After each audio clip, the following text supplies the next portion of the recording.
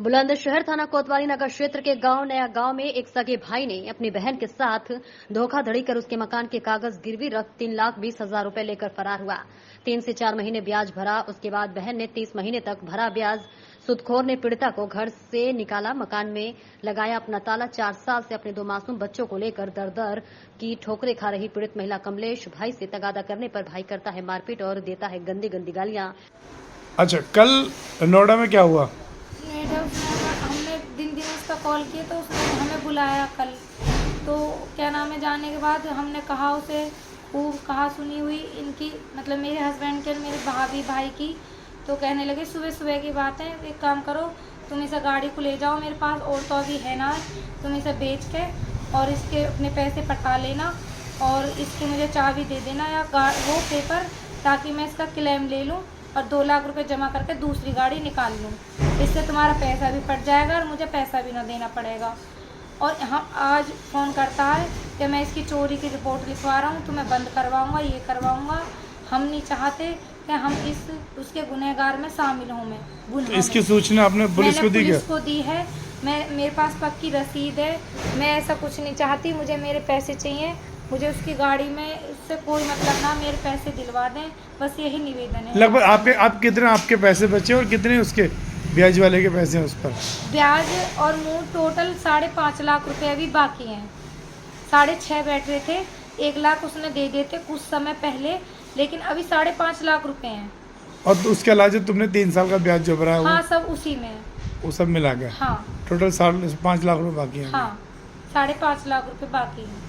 अब तुम क्या चाहती हो? मैं कुछ नहीं चाहती, मेरे पैसे दे दे वो, मैं अपना घर छुटा लूँ, ताकि मेरे घर की, मेरे सास ससुर की इज्जत रह जाए। मैं कुछ नहीं चाहती, बस। कितने बच्चे हैं तुम्हारे? 2 बच्चे हैं मेरे। पति तो कुछ नहीं कहते इस मामले में? पति रोते हैं, क्या करें, वो मजबूर है, रोते हैं, झगड़ते हैं आपस में। हमें घर में भी खूब झगड़ा होता है, लेकिन मेरे भाई का कोई फर्क ना पड़ता। जब झगड़ा हुआ, मेरे घर वाले बंद भी हुआ, तो मैंने कहा कि उनको थाने में पकड़ लिया है, तुम आ जाओ छुटाने। तो कह रहा ना तू जा, सो जा और मैं आऊँगा कल। मिलती ना, मैं तो ना जा रही। तो कह रहा एक काम कर, तू भी थाने में ही सो जा। मुझसे ऐसी बात कहता था मेरा भाई। आने की मदद करने की तो बहुत दूर की बात है, मुझसे ये कहता है एक काम कर, तू भी थाने में ही सो जा। भाई करता है जेवर और नोएडा में प्रॉपर्टी डीलर का काम। भाई ने अपना नाम बदलकर अपना नाम और बिरादरी छुपाई। भाई का नाम बिट्टू प्रजापति है। नगर नोएडा और जेवर में भाई ने अपना नाम दिनेश शर्मा बताया। अच्छा, जाति बिरादरी बदल दी उसने? जी, अब मारने की धमकी दे रहा, तुम्हें आ रहा हूँ, उठा रहा हूँ, तुम्हें अभी देखूंगा, थाने में बुलवाऊंगा, तू झेलियो, तुझे भी देखूंगा, वह बबलू भी देखूंगा। माँ बहन की गाली दे रहा। इसकी सूचना आपने पुलिस को दी? जी, मैं दे के आई हूँ। प्लीज आप मेरे साथ न्याय कराएं, मेरे भाई से मेरे घर छुड़वाएं। मुझे कुछ ना चाहिए, मेरे घर छुड़वा दें। 5-6 लाख रुपए बैठ रहे हैं, उसने 1 लाख उसमें से दे दिए मेरे पास। मेरे बाकी 5.5 लाख रुपए, मेरे 5.5 लाख रुपए दे दे और अपनी गाड़ी ले जाए। मुझे उसकी गाड़ी कोई नहीं चाहिए, कुछ नहीं चाहिए, ना मुझे उससे कोई रिश्ता रखना, ना कुछ ना रखना, बस मेरे घर छुड़वाने के लिए मेरे पैसे दे दे, बात खत्म।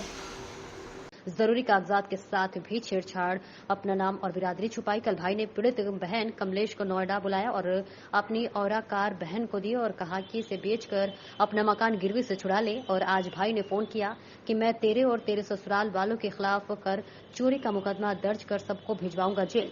पीड़ित कमलेश पहुंची थाना कोतवाली नगर और अपनी आप बीती थाना प्रभारी को सुनाई, जिस पर थाना प्रभारी ने संज्ञान लेते हुए आरोपी भाई के खिलाफ मामला दर्ज किया। क्या नाम है तुम्हारा? कमलेश नाम है मेरा। कमलेश, कहाँ रहती हो? मैं नया गाँव धनराडा में, मेरी ससुराल है। अच्छा, अब जो आपने थाने में एक तहरीर दी है, आपके पास उत्तर प्रदेश पुलिस द्वारा प्रार्थना पत्र रसीद है, क्या मामला है, क्या घटनाक्रम है, पूरा क्या मामला पूरा बताइए। मामला ये है कि सन 2017 में 12 तारीख को मेरे भाई ने और 9वें महीने में मेरा घर गिरवी रखवाया था। वो आता रोज हमारे घर पे, कहता पैसे दे दो, मेरी हेल्प कर दो, कैसे भी मैं फंस रहा हूँ, मेरी जान बचा लो, मैं दे दूंगा, ये कर दूंगा। हमने बहुत मना किया, क्योंकि हमारे पास कोई व्यवस्था नहीं थी। मेरा आदमी कुल 12,000 की नौकरी करते थे। जब सगा भाई है तुम्हारा? सगा भाई है मेरा। क्या बड़ा उसके भाई पैसे है। तुम पे चाहिए थे क्या? नहीं, कोई पैसा नहीं चाहिए था। मेरी शादी में भी उन्होंने कुछ नहीं दिया। अच्छा, उधार मांगता था? जी, उधार के तौर पे मांगता था। और आने के बाद यहाँ पे रोता बिलखता और 2 जने और लेके आता गाड़ी में। सुबह 4-4 बजे आके मेरा गेट खटखटाता। फिर उसके बाद हमने कहा चलो कोई बात नहीं, मैं तुम्हारी बदौलत अगर कर भी लूँ तो आप कितने दिन में मेरे पैसे लौटा दोगे। तो कह रहे तू अपना घर गिरवी रख दो और भी कोई चारा ना है तो मैं तेरा 2 महीने में छुटा दूंगा तेरा घर। कोई बात ना, तो चल मैं तेरे 2 महीने में तेरे रिटर्न कर दूंगा और तू करवा दे। तो उन्होंने 4% पे मेरा घर गिरवी रखवा दिया कहीं। रखवाने के बाद 2-3 महीने ब्याज दिया, उसके बाद कोई पैसा नहीं दिया। हमारे पास जिनके हमने गिरवी रखा वो फ़ोन करते ब्याज के लिए, ब्याज दो ब्याज दो। अब हम कहाँ से देते? वो आते हमसे लड़ते झगड़ते बेइज्जती करते। मेरे घर वाले के साथ मेरा घर वाला भी मेरे साथ कलेश करता, क्योंकि देखो जब कोई घर पे आता बिना हम कर्ज लिए हमसे मांगता तो बहुत घर में कलेश होता। मैं जाती अपने भाई के पास रोती, उससे कोई असर ना होता। कहता औकात नहीं तो क्यों दिए पैसा मेरे पे ना, जब मेरे पे हो जाएंगे मैं जब पैसा दूंगा, अभी मेरे पे कोई पैसा ना जाओ। और खूब लड़ाई झगड़े हुए, कह रहे जहर खा कर मर जाओ ना है तो तुम्हारे बस की। इतनी बुरी कहता हूँ कि हम सुन के आ जाते। एक दिन हम 2 साल पहले गए कि भैया ऐसे बात है, हमें झगड़ा भी हुआ वहाँ पे मियाँ बीवी में भी बहुत औरों के साथ। तो मुझे घर से बाहर निकाल दिया मेरे बच्चों सहित। वहाँ पे 37 सेक्टर में निकालने के बाद हम 11 बजे मेरा दूसरा भाई है वो मुझे सच में लेने पहुँचा। निंदर उसका नाम है। मैंने उसे फ़ोन किया ऐसे बातें, वो मुझे वहाँ लेने पहुँचा। कहना कोई बात ना, हम निकलवाएंगे तुम्हारे पैसा। मेरे पापा है ना, मेरी मम्मी भी कहना मैं देखो जब तक मेरे पापा खत्म हुए भाई खत्म होगा तो बहुत मजबूर सी रहे, तो वो भी कुछ ना कर सकती। मैं गांव में से वहीं से दादरी से 1 पैसा और उठवा लिए, इसने मुझसे पैसे उसके भी ना दिए। मैं घर भी जाने की ना हूँ क्योंकि वो मुझसे पैसे मांगे, मैं कहाँ से दूँ। इसका मैंने 2.5 साल 12,800 रुपया 3,20,000 का 4% का ब्याज भरा मैंने। 2.5 साल जब मेरे बस की ना हुआ, मेरे पे ब्याज न दिया गया और जिसके पास मैंने गिरवी रखा उसने मेरे घर में ताला मार दिया, मुझे घर से बाहर कर दिया। मैं किराए पे रह रही हूँ 4 साल से। 4 साल किराए पे रह रही हो? किराए पे। तुम्हारे मकान को जिसने पैसे लिए तो उसने ताला लगा दिया? हाँ, उसकी कोई गलती ना, उसने ब्याज पे दिए, हमने घर गिरवी रखा। हमने उससे 6 महीने की मोहलत मांगी क्योंकि मेरे भाई ने मुझसे 2 महीने की मोहलत मांगी, तो उसे तो 2.5 साल। अब तुम्हारा भाई क्या कहता है? पैसे देंगे मेरे कहता भाई है? ने मेरे घर वाले को बुलाया, कल हमें भी बुलाया।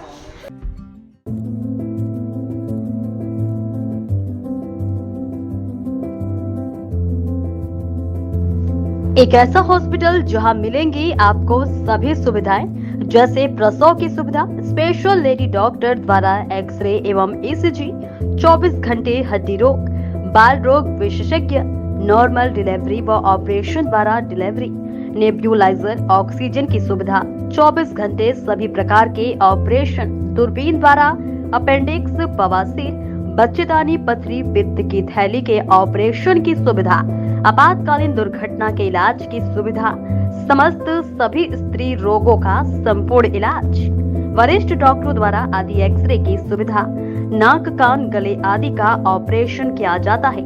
आयुष्मान कार्ड धारक को निःशुल्क इलाज की सुविधा भी उपलब्ध है। प्रत्येक बृहस्पतिवार को ओपीडी फ्री रहती है। हमारा पता है लल्ला बाबू चौराहा रोड निकट मुस्लिम इंटर कॉलेज बुलंदशहर। तो देर ना करें, जल्द आए। Meerut lifeline multinational hospital.